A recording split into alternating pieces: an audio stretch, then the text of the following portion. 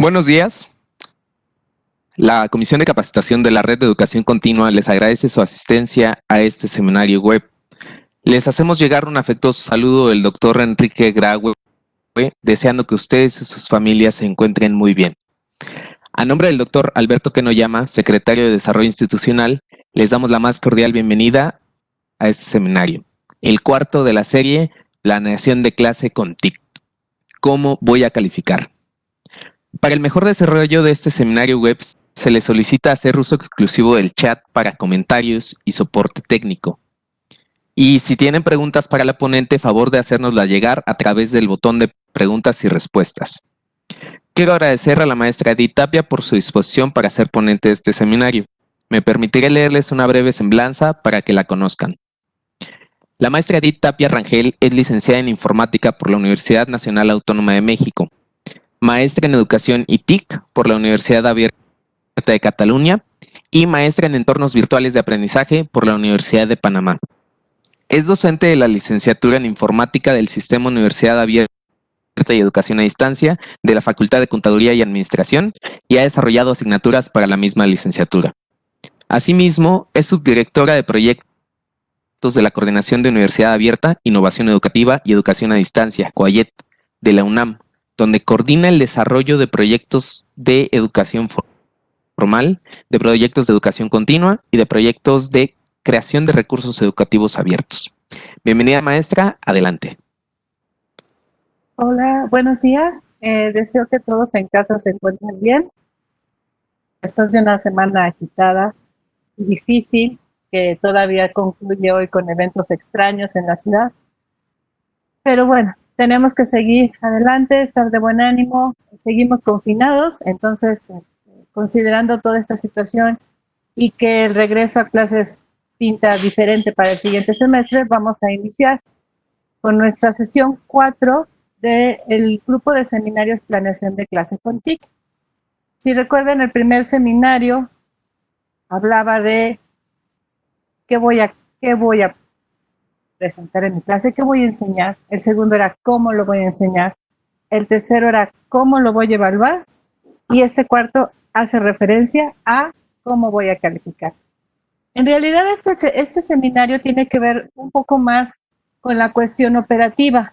Ya hicimos una planeación de clases, ya determinamos qué elementos vamos a utilizar, ya establecimos qué actividades nos van a dar esa luz respecto a si el alumno está aprendiendo o no. Y ahora vamos al punto final, que es la calificación. Antes de continuar, me gustaría hacerles partícipe de estas ideas, porque creo que ajustan muy bien con lo que estamos viviendo y también con todas las inquietudes que tenemos todos nosotros como docentes en algún momento de nuestra práctica. La cita es: no existe un método mejor. Para un determinado maestro, el mejor método, entiéndase, será aquel que conozca más. Es una cita de Tolstói. Con esto, ¿qué quiero decir? Tenemos muchas cosas que llevamos en nuestra práctica diaria como docentes, las hemos desarrollado a lo largo de varios tiempo. Estamos ante una situación totalmente distinta a lo que habíamos vivido, y por distinta lo digo todos los que somos mayores de 30 años. Bueno, de hecho todos, ni siquiera los niños habían vivido algo así. Y hoy es el momento de reflexionar cómo vamos a hacer esa práctica. Ya estuvieron los 3 seminarios hablándonos de cómo. Vamos a hablar un poco más de la calificación. ¿Por qué de la calificación? Porque al final la calificación permite la medición de los resultados de aprendizaje para efectos escolares. En la universidad todos estamos conscientes que a todos se nos pide una calificación y pues tenemos que plasmarla. En estos días fue difícil generarla con los alumnos. Inclusive para los modelos a distancia hubo altibajos, porque hubo alumnos que enfermaron, hubo docentes que enfermaron. Entonces, ¿qué elementos nos toca valorar para esa calificación? Es lo que vamos a ver en esta plática final y dar un cierre respecto a todos los aspectos que se retomaron en los otros 3 seminarios. Lo vamos a ver al final. La calificación está en función de cómo está definida mi evaluación. Ya vimos en la plática anterior que la evaluación puede ser sumativa, formativa, ya definimos los elementos, ya definimos que había instrumentos para apoyarnos a la hora de validarla. Y todo eso nos lleva a reflexionar. Ahorita los invito al momento en que vivimos este semestre. Nuestro semestre inició normal, de manera como siempre lo hemos hecho, y después llegó la contingencia. La contingencia nos obligó a repensar un poco nuestra práctica, o un mucho, a movernos a medios a los que probablemente no los habíamos hecho algunos, tal vez otros ya los habíamos intentado, y entonces tuvimos una práctica alterna a la que habíamos definido inicialmente. Y bueno, entre la práctica inicial que logramos hacer más la práctica alterna, pues tuvimos que hacer un conglomerado final para poder evaluar a nuestros alumnos en este semestre. Espero que a todos nos haya ido muy bien. Para algunos fue complicado, para otros no tanto, pero al final tuvimos que conjuntar elementos de nuestra planeación inicial con los de la planeación alterna que tuvimos que hacer. ¿Qué fue importante para la evaluación y qué es importante para la evaluación en cualquier momento o en cualquier planeación que hagamos? Bueno, ya vimos en la plática pasada que se tiene que definir claramente para qué es la evaluación, sobre qué objetivos voy, qué características le tengo que pedir al alumno respecto a lo que le estoy pidiendo, y se las tengo que comunicar, porque si no le comunico al alumno lo que estoy esperando de él, pues él difícilmente va a alcanzar a lograrlo. En estos momentos en los que está incierto todavía y estamos por definir cómo vamos a iniciar nuestro siguiente semestre, es muy importante tener en cuenta esta definición y los modos en los que los vamos a comunicar, porque tenemos, como ya sabemos, que cubrir clases presenciales con clases en línea, y esas dos partes son las que tenemos que imaginar ahorita en esos momentos de vacaciones para saber cómo nos vamos a dirigir con nuestros alumnos. Finalmente, ya que logramos definir y saber cómo los vamos a comunicar, pues los incorporamos en nuestra práctica. Ya están definidos los elementos, ya los incorporamos a nuestra práctica. Vamos al punto medular de cómo debo retroalimentar a los alumnos en sus actividades. Generalmente, en las prácticas presenciales hay muchas maneras de retroalimentar a los alumnos.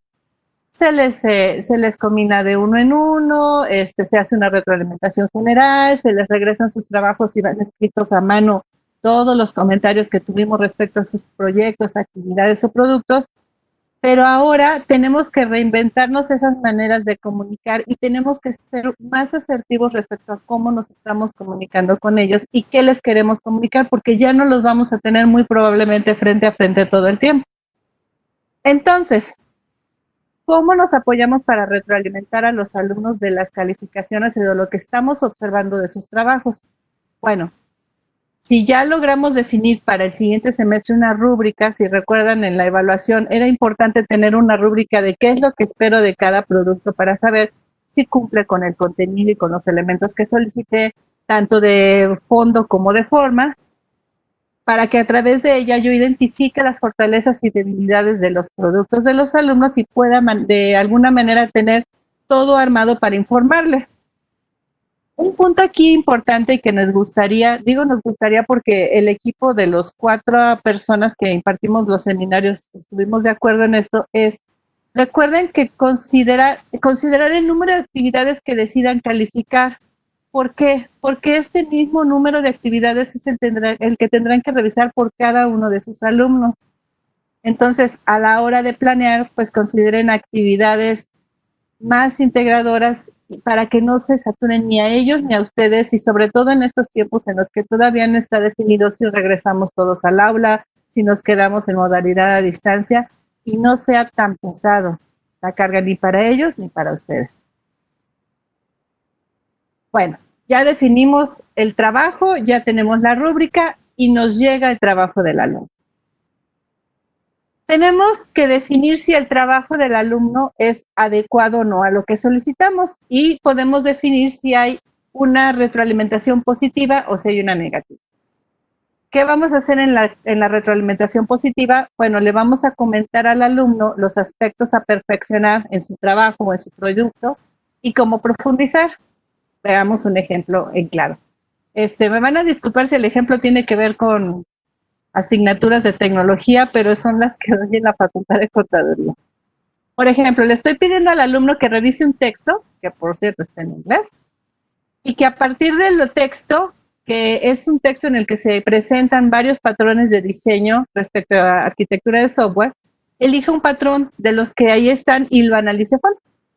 A partir de lo que revise de ese patrón, tiene que elaborar una infografía que contenga sus elementos básicos, como son la intención, la motivación, la aplicabilidad, la estructura, los participantes del mismo, las colaboraciones y las consecuencias del patrón elegido.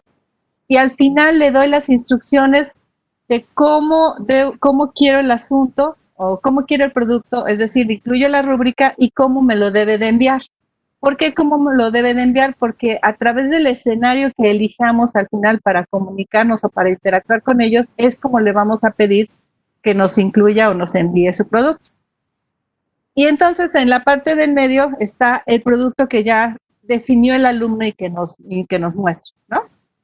El producto es efectivamente una infografía, él eligió el patrón de Decorator y él presenta la intención, la motivación, su aplicabilidad, genera totalmente la estructura del patrón, hace una descripción de los participantes, está muy pequeño, pero se logra ver como los bullets, las colaboraciones y ya no alcanzó la lámina para ver las consecuencias del equipo. Yo como docente reviso que tiene los elementos que he solicitado, que están bien tratados, que efectivamente están a la profundidad y entonces le retroalimento positivamente. Le digo, tu caracterización del patrón tiene los elementos solicitados, tiene la intención, la motivación, la aplicabilidad, la estructura, participantes, etcétera, y su presentación como infografía es adecuada. Tiene tal calificación y al final le comento, los patrones de diseño tienen la finalidad de hacer, de hacer uso de aspectos más generales para concentrarse en detalles de implementación y me despido. A partir de, este es un ejemplo de cómo se puede hacer una retroalimentación positiva de una actividad. Pasemos a la siguiente lámina. Es la misma actividad y nosotros podemos claramente ver lo que el alumno consideró una infografía.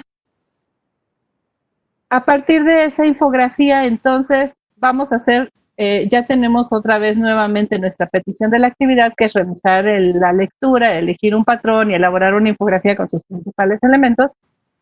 Pero vemos de primera mano y revisando, pues que le faltan aspectos, ¿no?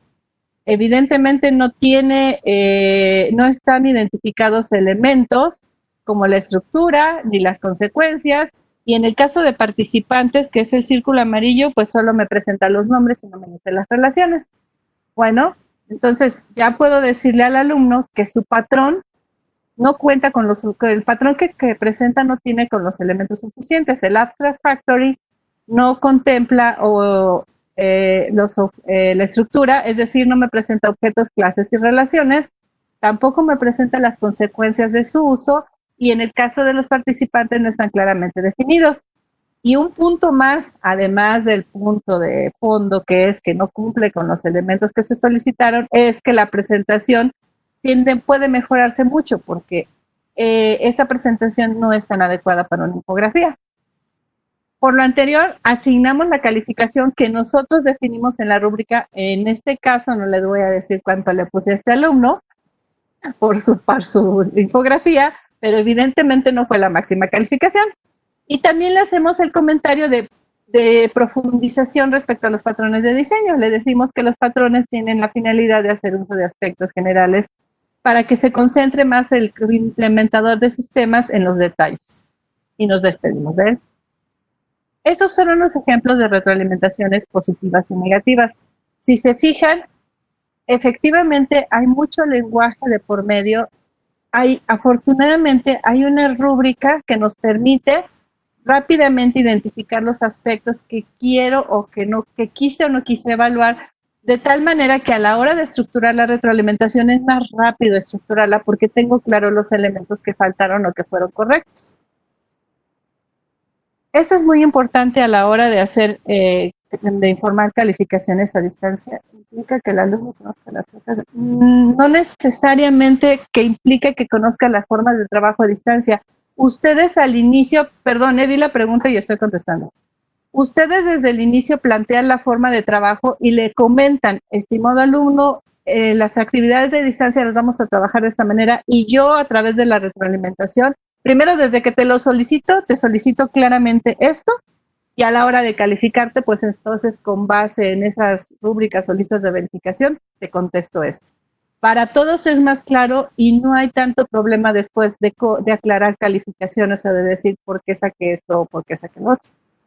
Evidentemente, en este tipo de formación, lo que estamos haciendo es revisar el avance respecto a la unidad o respecto a la asignatura. Estamos en una evaluación formativa. Eso nos da una suma de un todo y nos lleva a saber cómo va el alumno. Fíjense que hay un aspecto que me voy a adelantar porque ya sé que me lo van a preguntar más adelante, que tiene que ver con cómo saber si el alumno es el que está presentando los trabajos o no. Yo estoy convencida de que todos tenemos una manera de expresarnos, tanto verbalmente como de manera escrita. Lo que a mí me ha funcionado como docente es al inicio del semestre pedirles una breve descripción de lo que hacen y de quiénes son con sus palabras. Y ellos normalmente en el foro me la ponen muy tranquilos, me explican su vida, quiénes son, qué hacen, sus gustos, por qué estudiaron o qué están estudiando, etc. Después, cuando reviso sus trabajos escritos, generalmente porque desafortunadamente tengo la mala costumbre de que me gusta leer y me gusta que escriban, y obligo mucho a mis alumnos a que escriban, me gusta que desarrollen sus habilidades de escritura, reviso con base en lo que me pusieron en el lenguaje de las primeras palabras en el foro.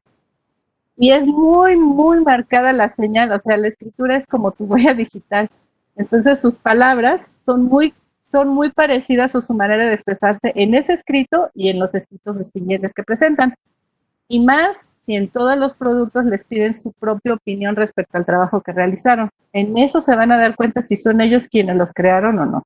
Pero bueno, ese es un tip que me ha funcionado a mí, se los comento, y aplica solo cuando es escrito. Evidentemente, si están dejando actividades que son de actitudes o videograbadas, pues van a tener que pedirles una inicial para que tener manera de comparar si son ellos los que las están realizando. Y regresando a la ponencia, vamos a hablar de cómo llevaré el registro de las calificaciones.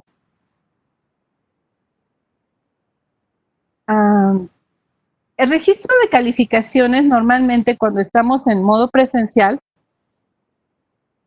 estamos viendo, cuando lo hacemos en modo presencial nos asignan una lista y a partir de la lista empezamos a marcar tareas, calificaciones de tareas y todo, que es el primer formato, que es el manual. Muchos maestros también se pasan del manual, generan su lista en electrónico en una hoja de cálculo y llevan todo el registro de trabajos y actividades en esa hoja de cálculo a nivel electrónico.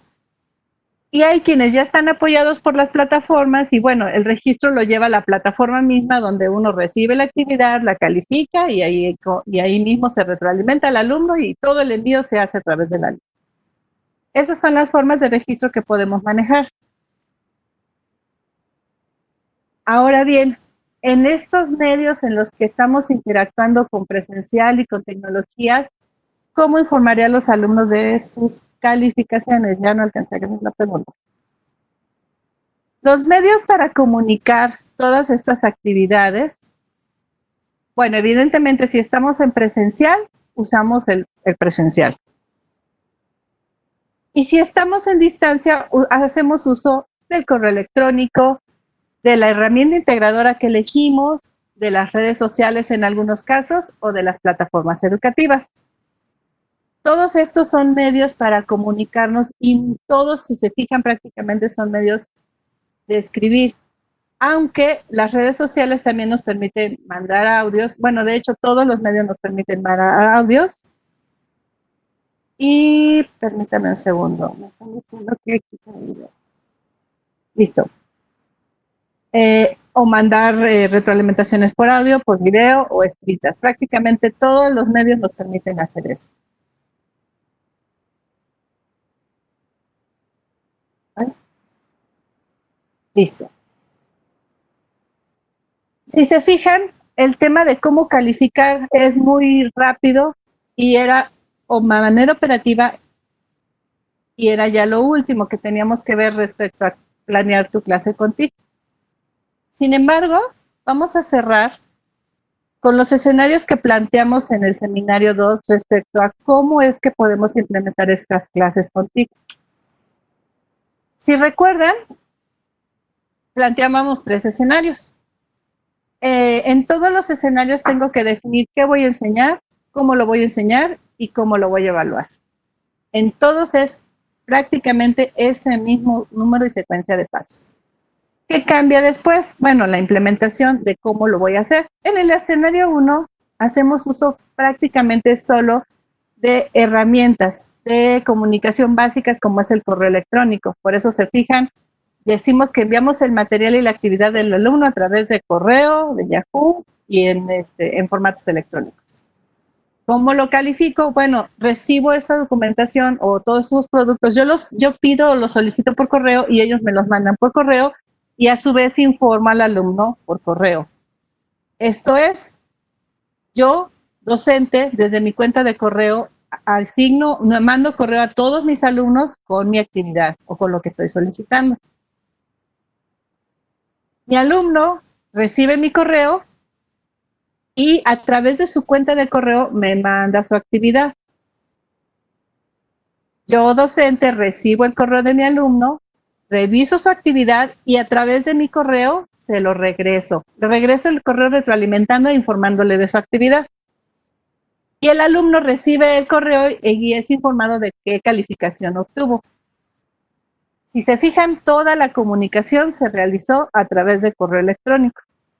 No hubo otro medio de comunicación. ¿Qué maneras de registrar calificaciones tengo en este escenario 1? Bueno, puedo hacer mi calificación manualmente, tengo a la mano mi hoja de control, o electrónicamente tengo a la mano mi Excel y mi hoja de cálculo y a través de ella lo registro. Ahora bien, ahí está. Tengo un segundo escenario que planteamos también en los webinars anteriores. Igual tiene qué voy a enseñar, cómo lo voy a enseñar y cómo lo voy a evaluar, que son los cuadros amarillos. Sin embargo, hay muchos prerequisitos previos y durante el transcurso que tienen que ver con el uso de la plataforma. No es materia de este seminario indicarles cómo darse de alta en el ambiente integrador, en este caso el Google Classroom, cómo registrarse, cómo incorporar materiales, cómo registrar alumnos. Yo les invito a buscar tutoriales tanto libres en internet como en campus virtual de la UNAM para que tengan conocimiento de todas y cada una de estas actividades. Lo que vamos a ver ahorita solamente es de manera muy genérica cómo es que yo mando mi actividad al alumno y cómo él me la regresa a través de un escenario integrado o de un ambiente integrado como Google Classroom. Entonces, tengo el docente, este es el ambiente de Google Classroom, estoy yo de docente y yo creo una tarea.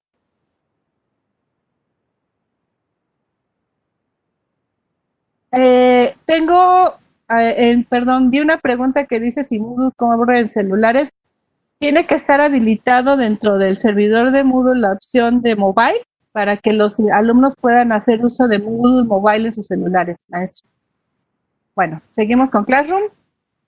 Tengo un docente que está creando su actividad. Este es Google Classroom. Aquí es donde le pone el título, las instrucciones y agrega su actividad.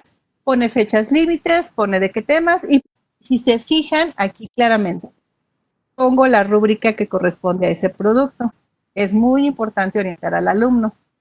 Y genero mi actividad. ¿Cómo aparece? Aquí aparece ya la actividad publicada para los alumnos. ¿Cómo la ven mis alumnos? Bueno, este usuario indica que ya hay otra persona que entró a Google Classroom, es una cuenta de alumno, y aquí le dice que yo publiqué una nueva tarea. Accede el alumno a la tarea, se le da la descripción de la tarea, la rúbrica, y aquí le da la opción de añadir o crear su actividad. cuando le damos añadir o crear, uno lo puede arrastrar o el alumno puede ya trabajar su actividad, generar su producto, arrastrarlo, subirlo. Aquí está arrastrarlo, subirlo, aquí está la actividad. Y ya está lista su actividad para entregar. El último paso que hace el alumno es darle clic a entregar y enviar la actividad. Inclusive le pide una confirmación de que se entrega y la actividad es enviada al docente. Nuevamente les recuerdo, existen muchos manuales en internet, en campus virtual, en la universidad, de cómo hacer uso de estas herramientas. Por favor, acérquense a los manuales si es que buscan utilizar alguno de estos escenarios. Después, regresando a mi escenario, estoy como docente otra vez revisando las actividades y veo que mis alumnos ya entregaron. Aquí está, mi alumno ya entregó su actividad. Entonces, selecciono a mi alumno, veo que ahí está su actividad, selecciono su actividad, la reviso, de acuerdo a la rúbrica, defino si lo hizo bien, si no, y lo retroalimento. Positiva o negativamente dependiendo del producto. Sí es importante que sea cuenta de Google. Y ahora regreso a la vista de mi alumno. En algunos días después o en horas después, depende de la coincidencia, porque acuérdense que Google Classroom es un escenario asíncrono. Mi alumno ingresa y tiene un comentario privado respecto a la actividad. Le aparece lo que yo le mandé y de esa manera es notificado. ¿Cómo llevo el control de estas calificaciones? Bueno, evidentemente puedo seguir haciendo uso del manual, de la electrónica, pero si ya estoy haciendo uso del ambiente integrador, pues lo más sencillo es considerar el calificador del ambiente integrador para no tener que estar duplicando otras formas de registro. Eso implica más conocimiento, evidentemente, de la herramienta integradora. Pueden usar la opción que más se les facilite, pueden irla mejorando con el tiempo, eso es decisión y de ustedes, depende de su contexto, depende de las condiciones en las que estén dadas el siguiente semestre por las entidades académicas, depende de muchas cosas. Pero las tres formas son válidas porque al final de cuentas, de todas ellas, tenemos que pasarlas al sistema de control escolar, cualquiera de esas calificaciones. Bueno, al menos en la universidad, no sé en otras entidades. Finalmente, tenemos un tercer escenario. Como habíamos visto, repetimos nuevamente y con mucho ahínco el qué voy a enseñar, el cómo lo voy a enseñar y el cómo lo voy a evaluar. Para a partir de ahí, cubrir los demás requisitos que tienen que ver con una instalación de una plataforma. No vamos a tener instalación de plataforma. Aquí todavía la imagen que estamos viendo se hizo cuando la CUAED era todavía CUAED, hoy CUAED, por eso dice CUAED. Y acuérdense que existen las aulas virtuales de la CUAED. Y dentro de esas aulas virtuales hay Moodle. Entonces ustedes pueden tener acceso a una aula Moodle. De hecho, el ejemplo que está aquí está basado en un aula Moodle de las aulas virtuales.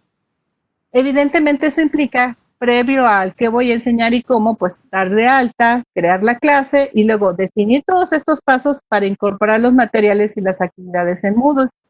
Nuevamente les recuerdo, hay manuales y tutoriales y muchos recursos que les permiten saber cómo generar esas actividades y cómo organizar y cómo configurar su clase en Moodle. Entonces, ahorita solo vamos a ver cómo es que rápidamente se genera en Moodle y cómo se ve. Esto es un Moodle de aulas virtuales, tal cual. Estamos, así se fijan, medio se alcanza a ver que tengo una presentación general y mis unidades. Todo esto se hizo en el Moodle de las aulas virtuales. Tengo una introducción a la unidad, tengo un documento base y ahorita estoy por crear una actividad relacionada con esa unidad. Entonces, añado una actividad, le elijo la actividad de tarea, voy a lo que sigue. La actividad de tarea es en la que ustedes dan la instrucción y el alumno les adjunta un archivo. Yo considero que es de lo más sencillo para mí. elijo la actividad, escribo todo lo que corresponde a la actividad, adjunto la rúbrica, aquí se puede adjuntar archivos, y esta es la vista del alumno cuando él ingresa a Moodle desde aulas virtuales. Evidentemente también hay que decirle, en aulas virtuales están los manuales de cómo ingresan los alumnos a sus aulas de docentes, y también hay un manual de cómo matricular alumnos en Moodle. Todo eso está en diferentes espacios. Este específico está en aulas virtuales de la UNAM. Entonces el alumno ingresa y está matriculado en el curso en el que yo lo matriculé. A él se le presenta así la pantalla de la unidad 1, está su introducción, está su documento y está su actividad. Aquí la vemos. Él ingresa a la actividad, le dice que no lo ha intentado y que no está calificada, y al final le da la opción de enviar, añadir el envío. Cuando le da añadir el envío, le permite al alumno arrastrar su tarea ahí. Evidentemente el alumno debió revisar, debió ver la rúbrica, considerar todo y enviar su archivo en el formato que se lo pedimos. Sube su archivo el alumno, guarda cambios y ahora sí, su documento está adjunto. Su documento está adjunto y dice enviado para calificar. Con esto el alumno ya cumplió, con esto ya sabemos, o él mismo ya sabe que su actividad ya fue entregada y le dice en qué fecha y hora. Esa es una ventaja y desventaja para todos. Las plataformas y las herramientas integradoras tienen un registro de todos los horarios y todo lo que se hace en la plataforma.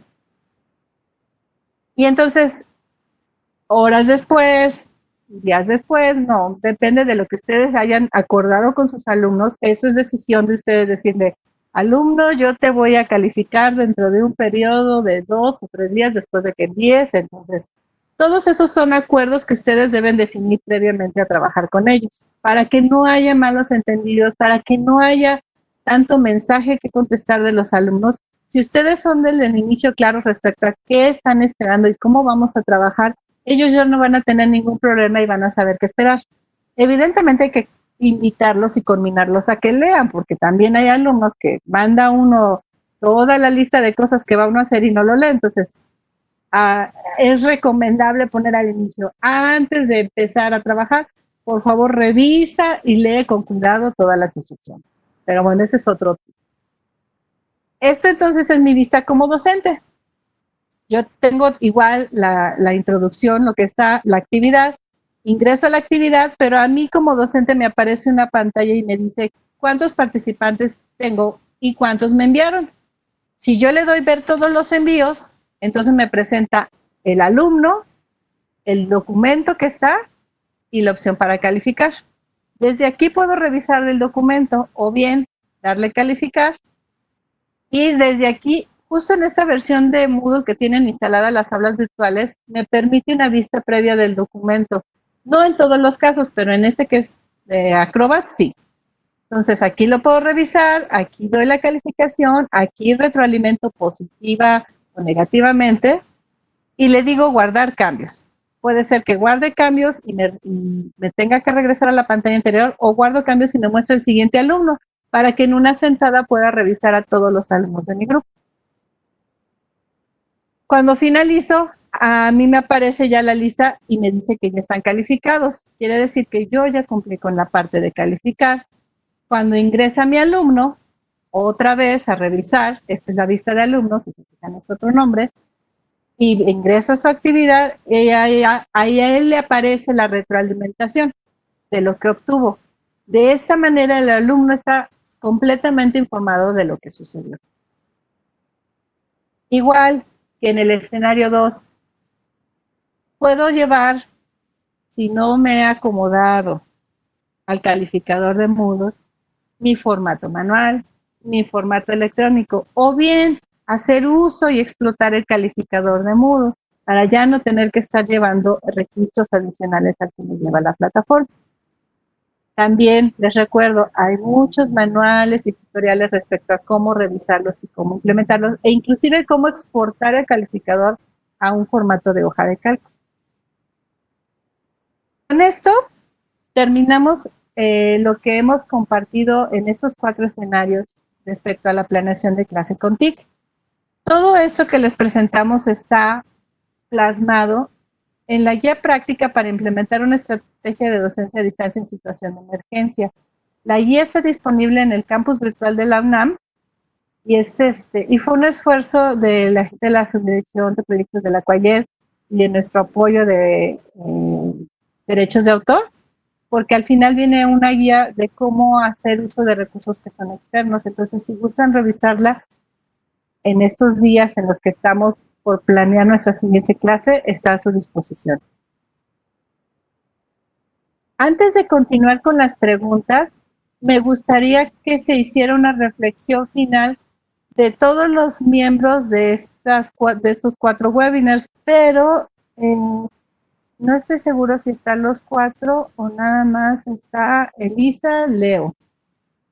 Entonces me gustaría darle la palabra primero al maestro Leónidas, que fue el primero, y luego a la maestra Elisa. Maestro Leo. Hola, buenos días a todos. Muchas gracias por acompañarnos en estos 4 seminarios que han sido sin duda bastante enriquecedores. Yo quisiera comentar ya como a manera de cierre que esto que ustedes recibieron de manera, vamos a llamarlo express, porque fue en corto tiempo, es un trabajo de muchos años que la coordinación ha estado haciendo para apoyar a todas las dependencias de la UNAM y otras dependencias que no son necesariamente de la universidad. Asimismo, como todos lo estamos viviendo, pues son tiempos de incertidumbre, son tiempos que nuestra generación no los había experimentado y evidentemente esto va a cambiar la forma en que teníamos o llevábamos la vida universitaria.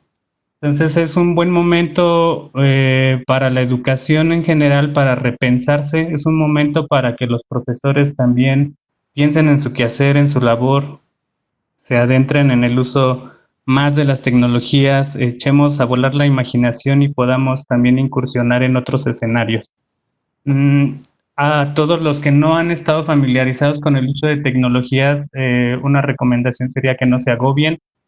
Hay mucho material en internet, tutoriales, etcétera, que les pueden servir para ir dominando las herramientas. En el momento en el que dominen una, cuando empiecen a ver más herramientas, van a tener una facilidad de uso, ¿no? ¿Qué más les puedo decir? Que respecto a la evaluación, que es un tema complicado,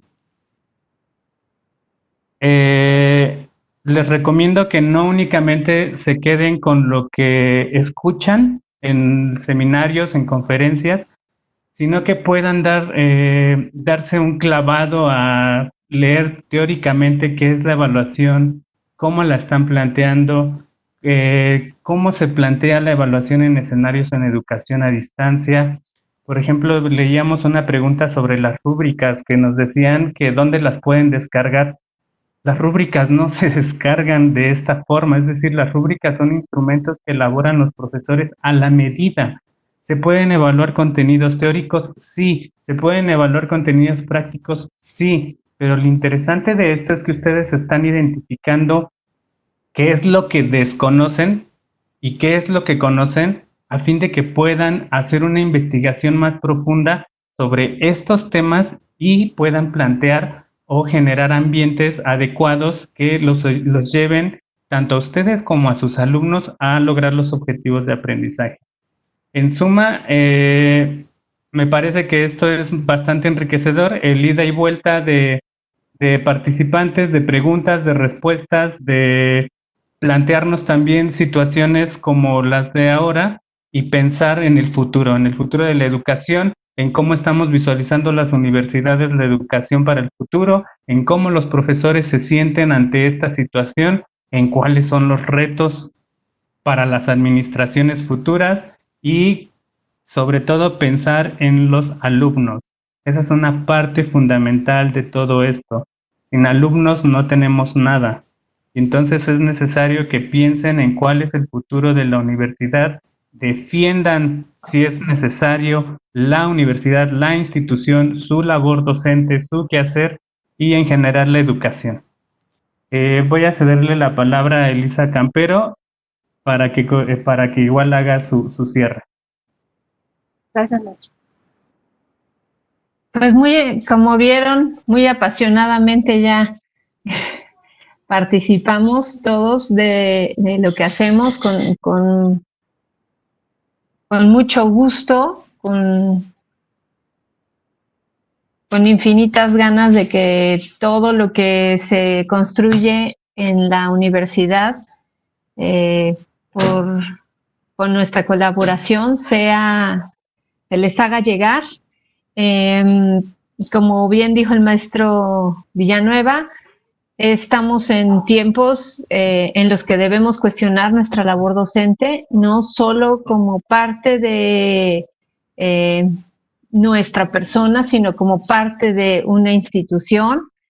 Debemos considerar no solo las cosas que formativamente tenemos como docentes, sino todo aquello que nos rodea, todo nuestro entorno y todo en lo que podemos compartir y colaborar para nuestros alumnos, para que ellos generen una comunidad educativa y un país que contribuya cada vez más a una educación de calidad y a una formación en nuestros hogares de nuestros hijos y de nuestros compañeros más consolidada.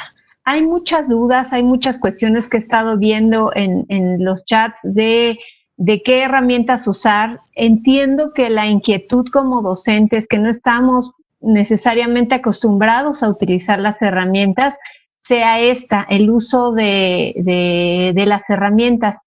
Yo les invito a que, si bien es importante, a reflexionar a que si bien es importante el uso de las herramientas, lo más importante es asir nuestra planeación didáctica a fundamentos, a bases que sí nos permitan proponer actividades que cumplan los objetivos de aprendizaje propuestos, que quedemos satisfechos con aquello que le estamos presentando a nuestros alumnos, con esos contenidos elaborados ex profeso para ellos, con actividades que nos permitan a nosotros mismos redescubrir, reenamorarnos de nuestras disciplinas y enamorar a los chicos de lo que les estamos enseñando, o por lo menos que ellos encuentren el por qué están haciendo una actividad u otra, que encuentren esa lógica que nosotros pretendemos al impartir. Es fácil, o ciertamente a lo mejor para unos más fácil y para otros no tanto, el encontrar las herramientas. Me estaban preguntando herramientas para rúbricas, herramientas o cómo podrían resolverlo en los distintos medios que van a ocupar. Si tengo resuelta mi rúbrica fuera de la herramienta, la voy a poder ajustar o implementar en cualquier herramienta, en un Excel, en una herramienta para plantear la rúbrica.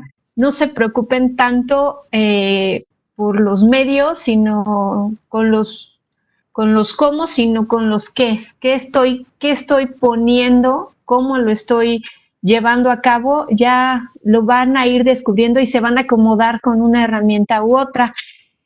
En general, es replantear mi labor docente, y pues es una invitación a continuar investigando, continuar construyendo y a que revisemos conjuntamente qué es lo que podemos hacer. Y pues adelante con las siguientes preguntas. Está Lucía, me parece, está conectada como participante y nos dejaría un comentario. De acuerdo. Pues ahora sí, maestros, que gusten. Bueno, pues muchas gracias. Muchas gracias también al maestro Leónides, la maestra Elisa, por habernos acompañado, por sus comentarios. Quiero rescatar mucho esto que acaba de decirnos Elisa, de que la tecnología sin pedagogía no funciona, y creo que eso es lo que hay que también recalcar ¿no? Que tendríamos que plantearnos más allá de las plataformas, los mecanismos. Pero comienzo con algunas de las preguntas. Han llegado muchísimas. Una disculpa si no alcanzamos a contestar todas. Perla nos pregunta, ¿cómo podríamos diferenciar entre evaluar y calificar? Calificar, estamos asignando ya un parámetro numérico, una valoración respecto a la evaluación. Es esa la diferencia. Uno planea lo que quiere evaluar respecto al alumno, a dónde quiere que lleguemos, pero al final se nos pide siempre una valoración numérica, ya sea con números o con letras. Esa es la calificación. Y desafortunadamente o afortunadamente, pues nosotros lo hacemos respecto a lo que valoramos, pero eso tiene mucho impacto en los alumnos, por eso hay que ser sabios cuando lo estamos haciendo. Gracias. Ha habido muchas preguntas, como comentaba Elisa, sobre la diferencia entre distintas plataformas, entre Moodle, Google Classroom, Blackboard. En general, voy a resumirlo en esta pregunta. ¿Cuáles son las diferencias que encuentras y cuáles son las ventajas de unas u otras? Acuérdense que lo importante, y se los puse al principio, es lo que ustedes conocen. Entonces, siéntanse libres de revisarlas, pero en la que se sientan más cómodos para comunicarse con sus alumnos, tómenla. ¿Por qué? Porque no se trata de dificultarnos la vida y tampoco se trata de volvernos locos tratando de crear tareas espectaculares o de crear interfaces muy mágicas. Lo que se trata es de ser claros respecto a qué esperamos de los alumnos. Si se fijan, por eso nuestro primer escenario planteaba inclusive el uso del correo, porque con el puro correo yo envío y recibo y puedo interactuar con mis alumnos. Entonces, revisen las plataformas con la que se sientan más a gusto, con la que entiendan más, con esa quédense. Yo los invito a que tomen la que mejor les acomode. Hay muchas características en las plataformas, hay cosas que pueden incorporar en las plataformas, pero todo se resuelve al final con las herramientas más sencillas. El detalle es en lo que ustedes están planeando dar y en lo que ustedes están planeando, en ese cambio que pretenden que el alumno logre y en cómo buscan que lo logre. El medio puede ser el mejor si a ustedes se les acomoda. Yo, de lo que he visto, acabo de ver una pregunta en la que me dice de las que conoce. Nosotros en la Cuayet, para las licenciaturas a distancia, trabajamos con Moodle, porque Moodle nos permite hacer muchas cosas respecto a integrar, a presentar visualmente, pero eso ha implicado un trabajo de mucha gente y de muchos años. Hay docentes que también conozco que también usan Moodle de las aulas virtuales. Yo inclusive lo he usado para algunas otras cosas. Y sí requiere su tiempo de preparación. O sea, no significa que no sea buena. Todas las herramientas son buenas. Pero en cuestión de intuición, es a veces más fácil un Google Classroom que un Moodle para iniciar. Todo depende, y ahí es probable que lo vea desde mi perspectiva. Todo depende del nivel de habilidad del manejo de herramientas. Hay unas que te dicen, vas a insertar esto, coloca esto. Por ejemplo, esta versión ya de Moodle de aulas virtuales es más intuitiva porque desde el momento en que le digo asignar tarea, me aparecen las tareas y me da una descripción de frente del lado derecho de qué significa cada tarea y cómo la puedo hacer. Y son ya no solo tareas de subir archivo, me puede poner cuestionarios, opciones múltiples, presentaciones, muchos contenidos. Yo los invito a que se acerquen y las revisen, pero al final eligen con la que se sientan más cómodos. Gracias. Dando seguimiento justo a la primera parte de la respuesta que nos dabas sobre la interacción, nos pregunta Semaní y Josué, ¿cómo se pueden calificar los contenidos actitudinales en una enseñanza a distancia, considerando que en el contexto no nos permite tener una interacción personal con el alumno y la evaluación de estos contenidos suele ser subjetiva? Pues miren, yo con la práctica de distancia, porque yo soy docente de distancia, he encontrado que los medios en los que se expresan los alumnos me permiten definir algunas veces sus actitudes, porque como bien lo dicen, es subjetivo. Yo, por ejemplo, lo he visto con alumnos y midiendo justo eso que les comentaba durante la plática de cómo saber si son ellos o no los que me entregan las actividades. La manera en que se expresan dice mucho de cómo son. Ese primer contacto en el que le pides que no te describa brevemente quién es y por qué está ahí, te da mucho a entender de qué tipo de persona es y cuáles son sus intereses. Y a lo largo de todas sus respuestas en sus siguientes trabajos, sobre todo si le pides su opinión respecto al trabajo que acaba de hacer, te puedes dar cuenta de qué es lo que más valora o si ya cambió su perspectiva respecto a lo que valora o si no la cambió. Generalmente, en el caso de educación a distancia, yo lo que veo es que muchos son adultos, entonces difícilmente cambian una actitud, pero pues no está de más intentarlo con las actividades, ¿no? Ponerlos a reflexionar, ponerlos a pensar y al final buscar su respuesta. Evidentemente, si uno está esperando que el alumno se exprese, pues también hay que darle un canal adecuado para que se exprese, ¿no? Si estás esperando un momento o si estás viendo que dale libertad, si el alumno elige un video, déjalo que se exprese en el video y vas a ver, ahí va el clarito, va a decir sus inclinaciones y lo que está pensando. Si a él le gusta escribir, también a través de la palabra escrita lo va a decir. Si le gusta hablar y te manda un podcast, pues también a través de sus comentarios. Hay muchos detalles en todo lo que mandan los alumnos que nos deja entrever sus maneras de pensar y sus actitudes. Esa es mi opinión. Ok, muchas gracias. Nos preguntan, en el caso de la producción oral y escrita para idiomas, ¿nos podría dar algunas opciones? ¿Opciones de qué? De actividades. Supongo que de actividades y de cómo evaluarlas. Bueno, pues en el caso de oral y escrita, pues escrita sí. Es lanzar la solicitud y que la manden por escrito. Esa no me parece tan ajena. Y la oral, pues evidentemente es a través de audios, ¿no? Ustedes pueden evaluar la expresión del alumno con audios que manden grabados. ¿Cómo sé que es la voz del alumno? Nuevamente, bueno, al inicio del semestre pídanle un audio describiéndose y pídanle una descripción escrita, ambas.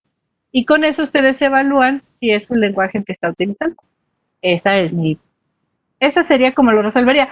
No es mi materia la enseñanza de lenguas, mi materia es totalmente tecnologías, pero yo, considerando la parte de oral y escrito, lo haría así. Ok, ahora un poco más también en el otro lado, pregunta Margarita, ¿qué herramientas o técnicas recomienda para calificar procedimientos matemáticos? En lo personal me gusta hacer correcciones y observaciones en el procedimiento de los alumnos, pero de manera digital me fue muy complicado. Bueno, para esa maestra, yo tampoco estoy de la área de matemáticas, pero le voy a comentar mi experiencia como mamá. Mi hija terminó el último semestre de la vocacional en el CECIT 11, en el Priomación. Y en un inicio, la transformación de la enseñanza presencial a distancia fue caótica. Los maestros no atinaban ni por dónde. Pero después se orientaron todos a Google Classroom. Y en el caso específico de matemáticas, lo que yo observé, y se lo comento y se lo paso porque yo lo vi, es que, porque era combinatoria, me parece, su asignatura, la maestra dejaba los ejercicios y se los obligaba a escribir a mano en una hoja con su letrita. Y entonces los chicos tenían que mandar la foto de lo que estaba, del ejercicio, y eso fue lo que mandaron como evidencia al portafolio en Classroom para esa materia en específico. Yo de entrada, pues como mamá decía uno, ay, bueno, pues usaron la tecnología como para qué. Pero después entendí por qué. Porque la maestra lo que quería era ver cómo estaban resolviendo las combinatorias. Ellos con su procedimiento, y la única manera que se le ocurrió pues fue como lo hacen presencial, que lo resolvieran a lápiz o en papel y le mandaran la fotografía y la evidencia de cómo lo estaban resolviendo. Eso se me ocurre que puede ser una manera, maestra. No les sabría decir de otra, pero yo vi que le funcionó a la maestra de mi hija, porque tuvo clarísimo quién sí entendió lo que estaba pidiendo y quién no. Ok. Nos preguntan, bueno, nos hicieron un comentario también relacionado a matemáticas. No sé si tengas las opciones, pero nos dicen, para sesiones sincrónicas no pude editar ecuaciones en Classroom. Usé como complemento la pizarra virtual. ¿IDRO? ¿Recomienda otras opciones? Creo que, digo, también en las cuestiones ya muy particulares, en el caso yo vengo de la Facultad de Música, también en las clases ha sido súper complicado el tema de cómo utilizar pizarras con partituras. Son cuestiones muy específicas, pero no sé si conozcan algunas opciones de cómo No, utilizar yo pizarras les virtuales invitaría con como docentes del este área tipo de... específica a buscar herramientas que los apoyen. De hecho, ya como Cuayet hemos trabajado con Facultad de Música y sí, de inicio trabajar con ellos fue difícil justo por las herramientas que nosotros mismos tuvimos que buscar para implementar. En el caso de matemáticas, pues sí habría que buscar herramientas, maestro, que los apoyaran para eso. Nosotros solo utilizamos herramientas para edición como el MathType y lo hemos usado para integraciones en HTML o de libros electrónicos en EPUB, pero más allá de eso, no, nosotros solo traducimos lo que los expertos nos solicitan, no lo hacemos utilizado como para otra cosa. Miren, aquí hay un Claro. comentario en el chat que da una herramienta de matemáticas de la Facultad de Ciencias. Si gustan revisarlo, lo acabo de ver pasar. Ok. Preguntan que si es recomendable mantener como elemento de evaluación la participación, principalmente en educación continua y cursos a distancia. Pues miren, la participación, no sé si estén hablando de la participación de un alumno presente en una sesión, ¿será eso? Sí. Bueno. Sí, me parece que sí es más o menos por ahí la pregunta. Yo considero, bueno, déjenme regreso al anterior. Dice Eli que se pueden incluir fórmulas matemáticas con el editor de textos en Classroom. Pero maestro, si gustas comunicarte con Elise en el chat privado, te puede apoyar. Ahora sí, regresando al punto de la participación. En este semestre que viene, que va a iniciar, se plantea dentro de las estrategias que debe de haber sesiones presenciales y sesiones a distancia. Yo cubriría la participación en las sesiones presenciales, porque resultó muy pesado para los alumnos, y lo digo no porque yo las haya impartido en sincrónico, sino porque lo vi con mis hijas, que los chicos estén pegados en la computadora 2 horas por cada maestro tomando clase. De verdad es muy difícil mantener la atención en una sesión sincrónica, salvo que sea algo que nos interese y estemos formándonos por interés como los docentes, ¿no? Los chicos son más difíciles de mantener la atención.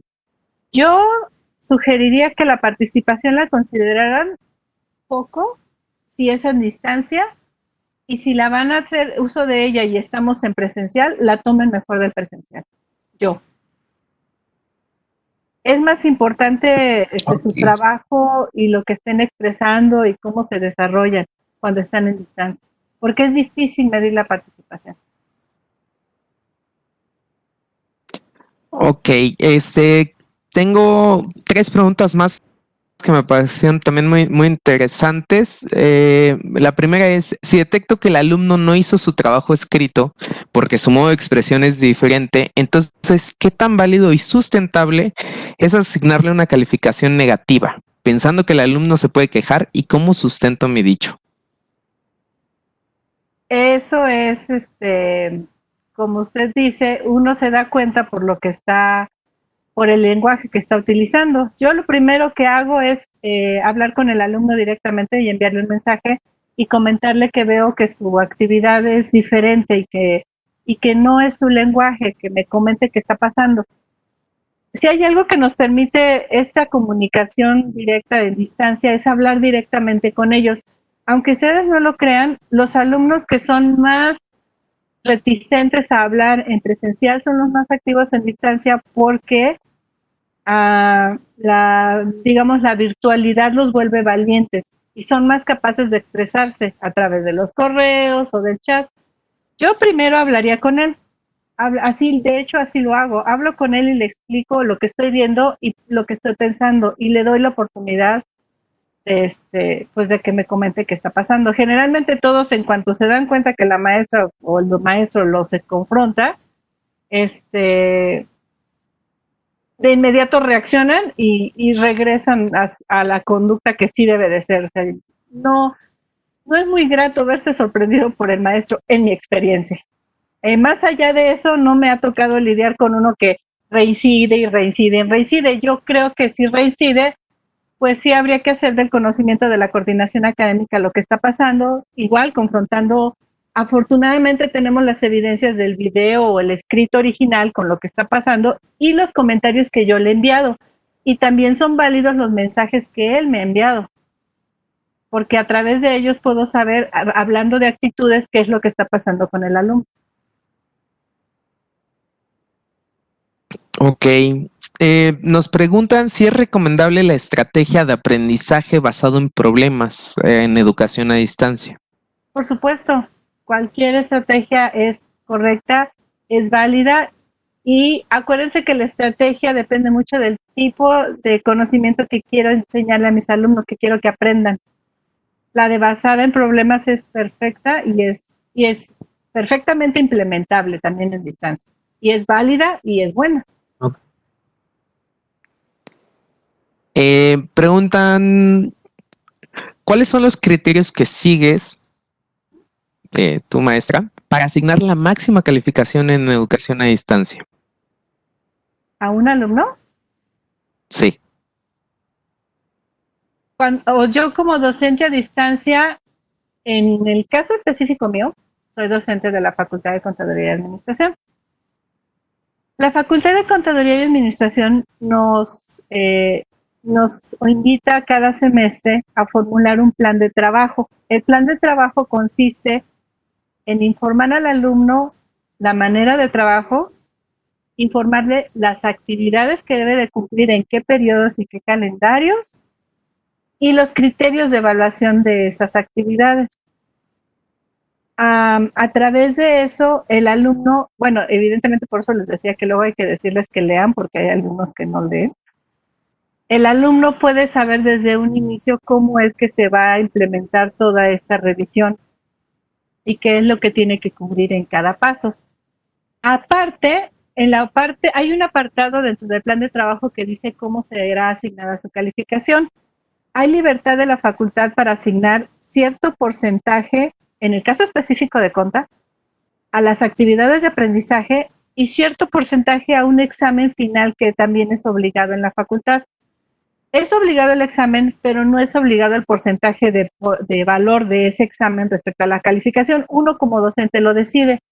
Y entonces, generalmente yo les cambio la jugada y asigno 75-25, 80-20, y eso implica que por cada actividad tengo que asignar un porcentaje pequeño para que llegue al 80 o 75% más lo que obtengan del examen.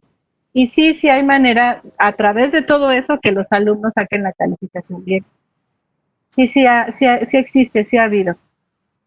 A pesar de que parecen muchos requisitos en muchas actividades y muchas cosas, sí hay quien sí lo logra, aún en distancia. Ok. Creo que vamos bien de tiempo. Si nos permites también unas cuantas preguntitas más. Sí. Preguntan, generalmente se recomienda incluir foros para fomentar la participación de los estudiantes, pero ¿cómo logramos motivarlos para que no solo participen para cumplir y sea realmente un espacio de reflexión? Bueno, la participación en foros es una de las maneras de que expresen su opinión, aunque no necesariamente sea para trabajo colaborativo. El trabajo colaborativo implica que entre todos generen un producto. Y normalmente el espacio del foro es para que todos expresen una opinión. Lo que sucede con los foros son dos cosas. Primero, hay que ser muy claros respecto a la propuesta de foro. Es decir, está pasando el tren. Desde un inicio en el que Esas cosas pasan. Sí, ya sé. Desde un inicio en el que uno plantea el foro, tiene que decirles, estimados alumnos, bienvenidos al foro Sutano. En este foro se tratará esquema, o estamos hablando sobre, es que son cuestiones sociales las que generan más dinámicas, pero ¿qué opinan de la penetración de los grupos de cárteles de narcotráfico en la Ciudad de México? ¿No? La dinámica consiste en que alguien emite una opinión y dos participantes más le respondan, y a partir de ello estamos obligándolos a generar dinámicas, obligándolos relativamente, ¿no? A mí me ha tocado en ese tipo de foros que sí hay quien se apasiona y refuta con todo las opiniones de los compañeros, y también se nota quien solo participa por participar. Cuando encontramos uno que participa solo por participar, podemos escribirle y decirle o contestarle en el foro, estimado compañero, pero ¿tú qué piensas en realidad de esto, de eso? Y entonces él ya verá el mensaje y dirá, ay, ya me revisaron, voy a contestar. Y entonces será más congruente o le echará más ganas respecto a lo que tiene que responder al maestro o a todos, validando o soportando más su respuesta.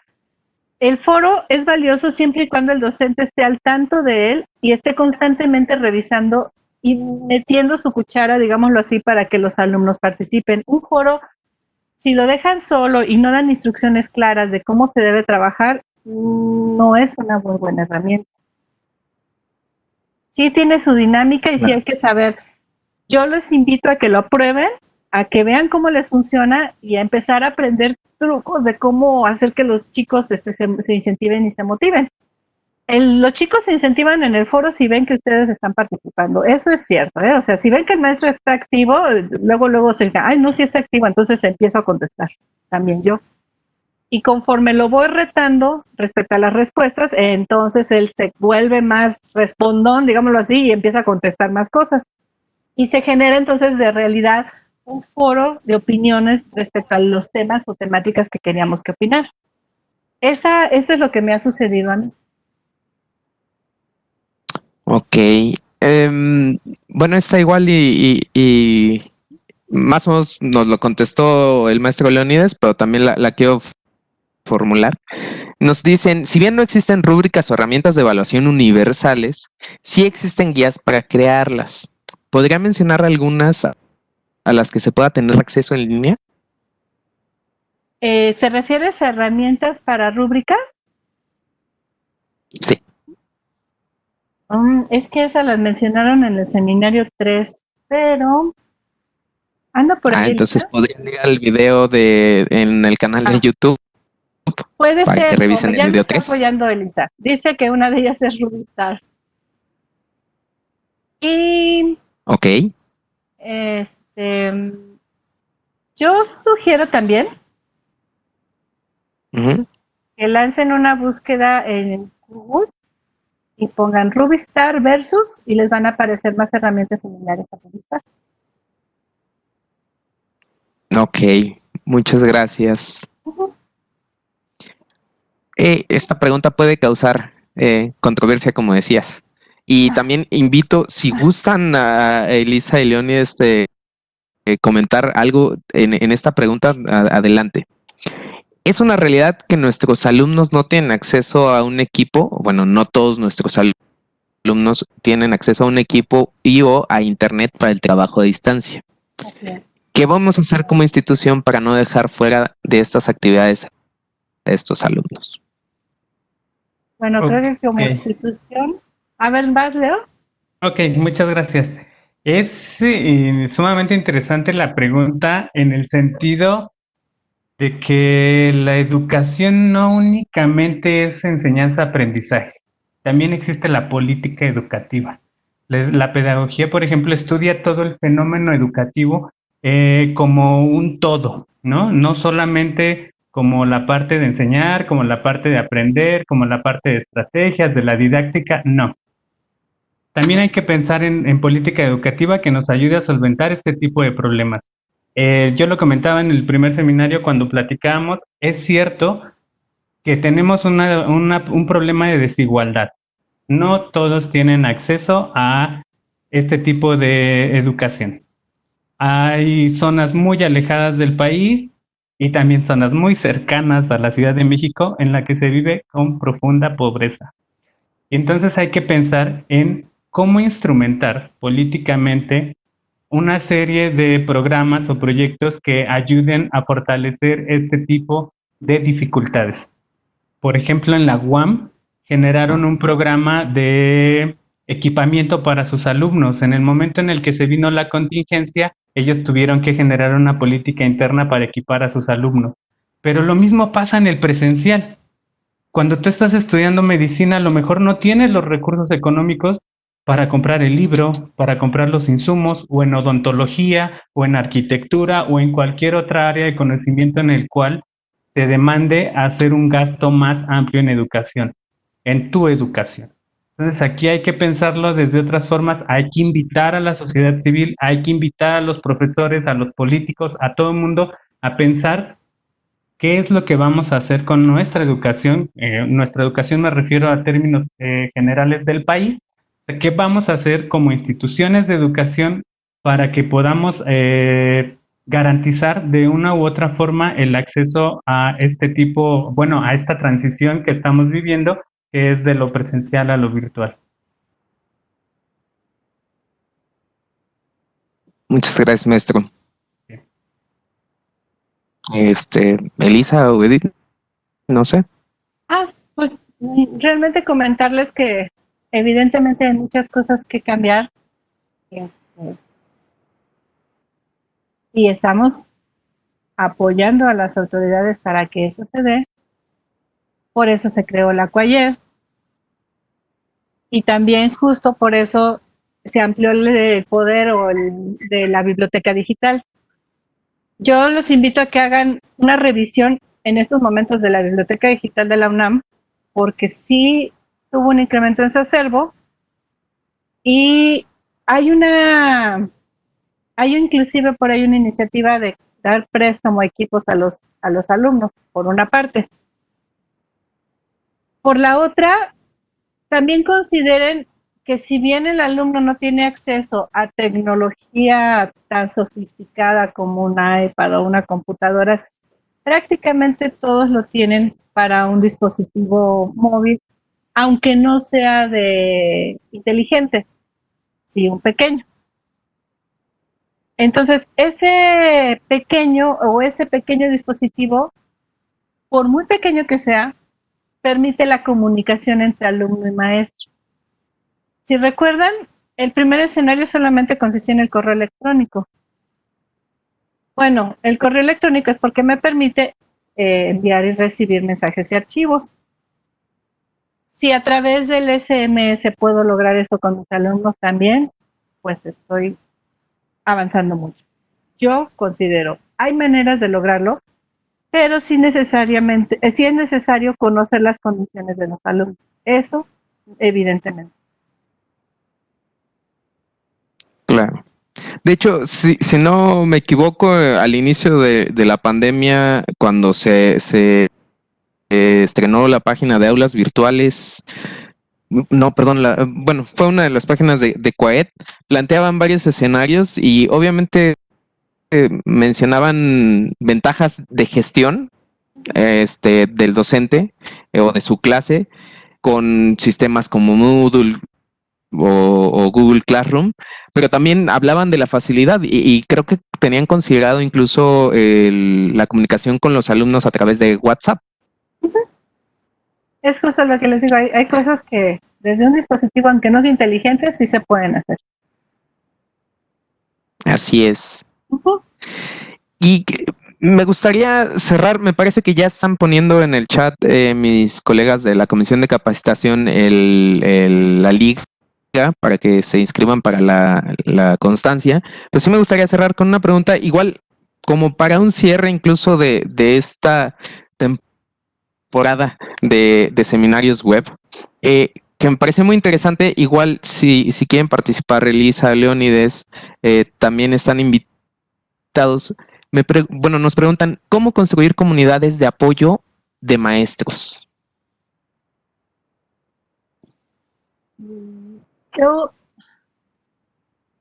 Yo creo que las comunidades de apoyo que están pensando nacen desde las puestas en común de cosas, ¿no? Como hace rato hablábamos de herramientas de música o herramientas de matemáticas, tiene que ver mucho con lo que estamos enseñando y con las áreas de conocimiento.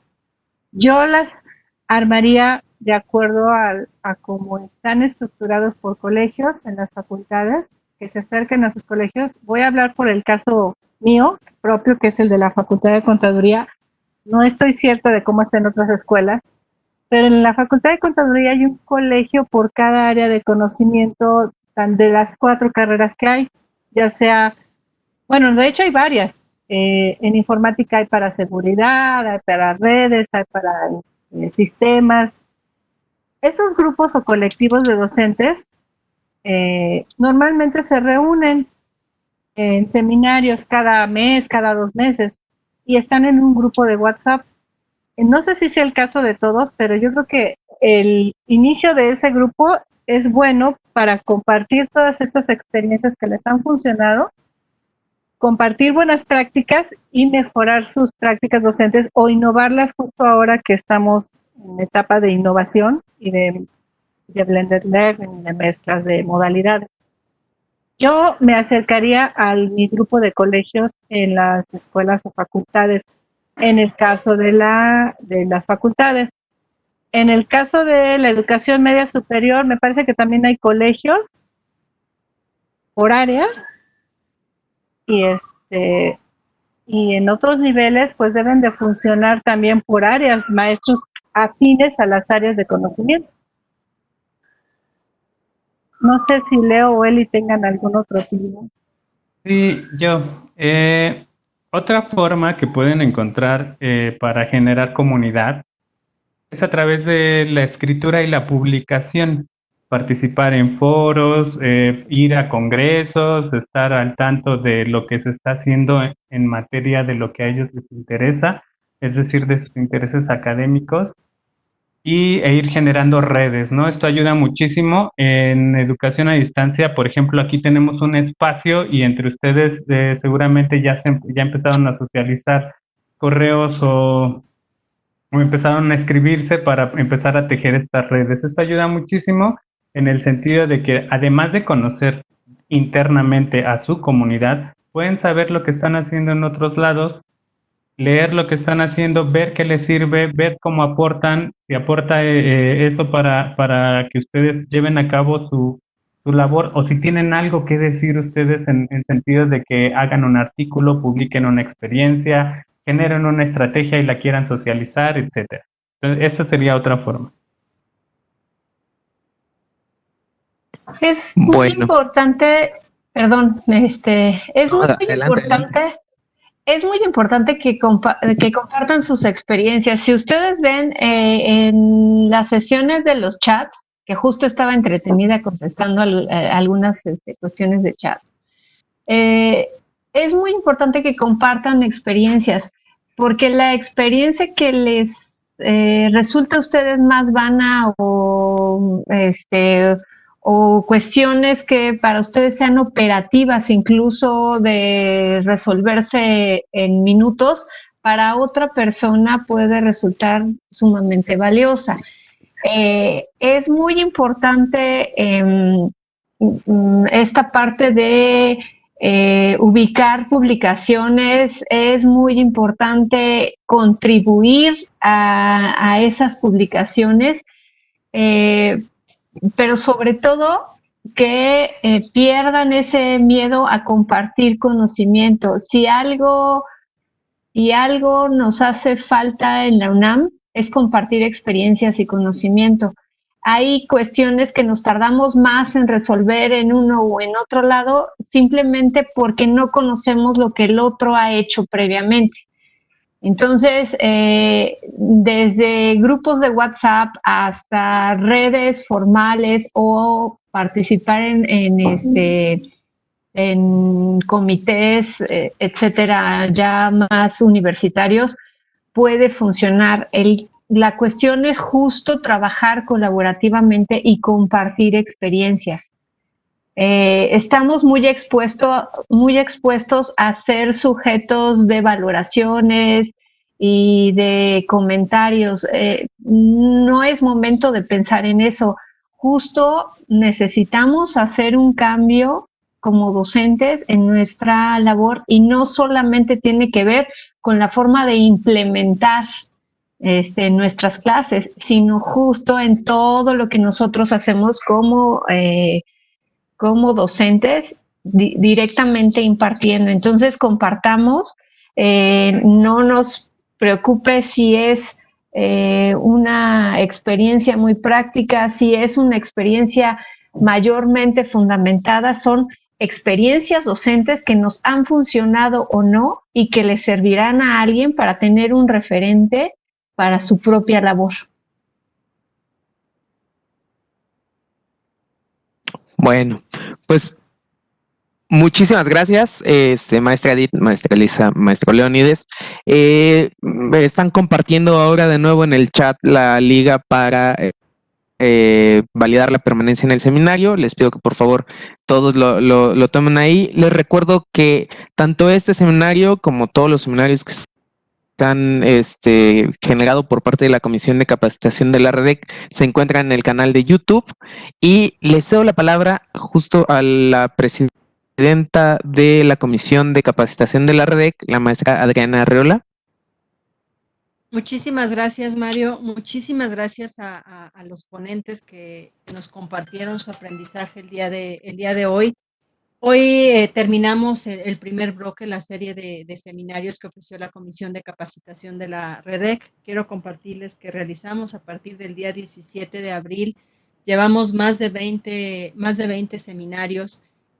Como bien lo saben, hemos estado aprendiendo junto con ustedes, hemos estado haciendo estrategias, cambiando plataformas, diseñando nuevas formas de poder aprender para beneficio de todos. Yo quiero agradecer a todo el equipo de la Comisión de Capacitación del Trabajo, que realmente ha sido de invertirle muchas horas, pero créanme que lo hemos hecho con mucho empeño, con mucho trabajo y por mucho cariño a nuestra universidad, a lo poco que podamos aportar con nuestro granito de arena para esta situación que estamos viviendo. De verdad les agradezco mucho también a todos su asistencia, la paciencia que nos han tenido con los cambios que hemos realizado, pero créanme que todo ha sido para mejorar.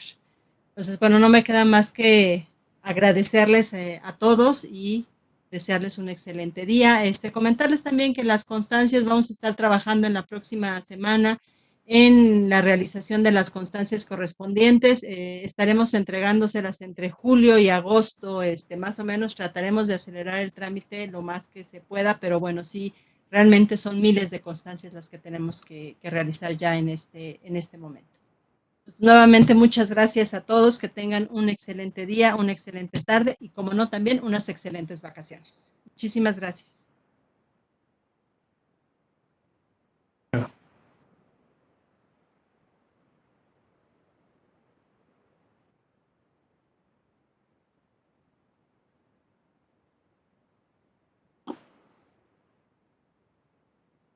Muchas gracias, buenas tardes.